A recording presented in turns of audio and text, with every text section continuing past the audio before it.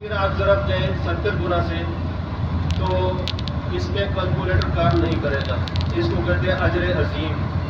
اللہ جس بندے سے راضی ہوتے ہیں اس کو اجر عظیم عطا فرماتے ہیں.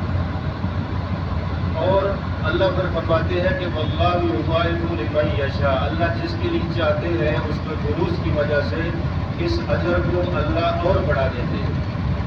یہ سارا اجر ہی اجر تھا جو آپ نے حاصل کیا.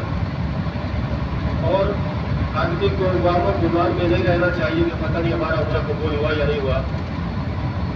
اللہ کی ذات پر پکا بھروسہ رکھنا چاہیے, امید رکھنی چاہیے کہ انشاءاللہ اللہ نے ہم سب کے عمرہ کو قبول فرما لیا ہے. اور اس کے لیے بھائی کوشش کریں کہ آنے والی پوری زندگی کے اندر جو ہے جیسے ابھی آپ نے نمازیں پڑھی, عبادات کی, اسی طرح ہمارا وقت گزرنا چاہیے. اسی طرح ساری زندگی اللہ کا گھر, اللہ کے نبی کا گھر ہمارے دل دماغ میں حاضر رہنا چاہیے. ہم ابھی مدینہ چھوڑ کر جا رہے ہیں, ہمارے دل سے اگر کوئی پوچھے تو ہمارا دل نہیں کرتا واپس جانے کے لیے. ایسا ہے نا جی بھائی.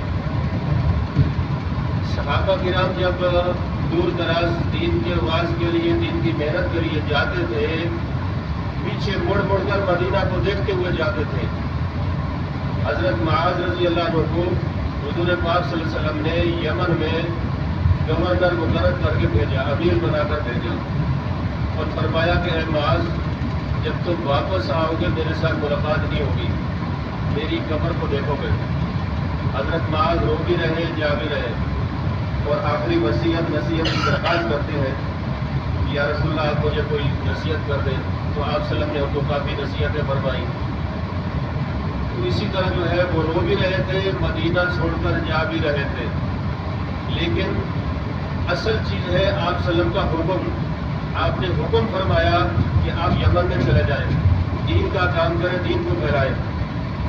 ہم ابھی مدینہ چھوڑ کر جا رہے ہیں, ہمارا دل نہیں کرتا, لیکن ہماری مجبوری ہے, دنیا کے حالات ایسے ہیں کہ ہمیں جانا پڑتا ہے واپس. ہم یہاں زیادہ وقت نہیں رہ سکتے. تو اس لیے بھائی صحابہ کرام میں کتنے آدمی ایسے جو ہمیشہ کے لیے باہر چلے گئے. ہمارے ملکوں میں کتنے صحابہ ایسے آئے, ساری زندگی دین کا کام کیا, آج ان کی قبریں وہی ہیں. ہمارے ملکوں میں کافی سارے صحابہ کی مختلف اضلاع میں قبریں موجود ہیں. تو اصل بات یہ ہے, اصل چیز ہے دین کی محنت اور دین کا کام.